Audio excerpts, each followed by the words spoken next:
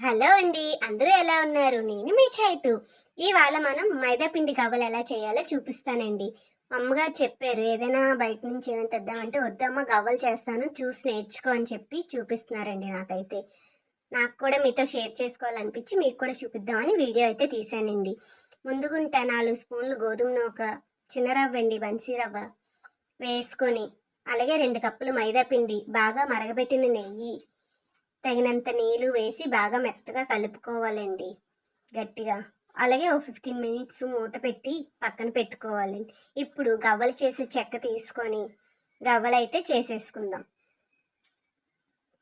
చూస్తున్నారు కదా గవ్వలు ఎలా చేయాలో. గవ్వల చెక్క ఉంటుందండి, లేదంటే చూడండి బూరెలు తీసుకుంటే సట్రం ఉంటుంది కదా, దాని మీద కూడా మనం చేసుకోవచ్చండి. చాలా మందికి తెలిసే ఉంటే ఏంటో, కాకపోతే తెలియని వాళ్ళ కోసం ఈ వీడియో అయితే పెడుతున్నానండి. చూడండి, అగోండి సట్రం మీద కూడా అలా చేసుకోవచ్చు. టేస్ట్ అయితే బాగుంటాయండి. మీలో ఎవరికైనా ఈ గవ్వల కోసం తెలిస్తే కామెంట్ సెక్షన్లో కామెంట్ చేయండి ఫ్రెండ్స్.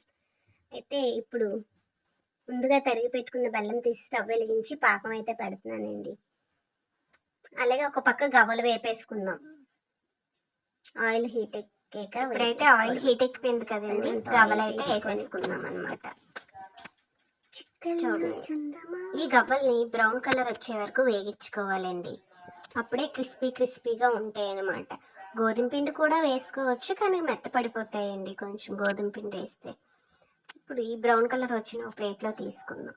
అలాగే బెల్లం పాకం కూడా మరుగుతుంది, చూపిస్తాను. ఇవి అయితే గోధుమ పిండి బిస్కెట్లు అండి, సన్నగా కట్ చేసి వేసుకోవడమే. పాకం అయితే చూడండి చూపిస్తాను. మరిన్ని వీడియోలకు పాకం వచ్చేదాకా తీసుకు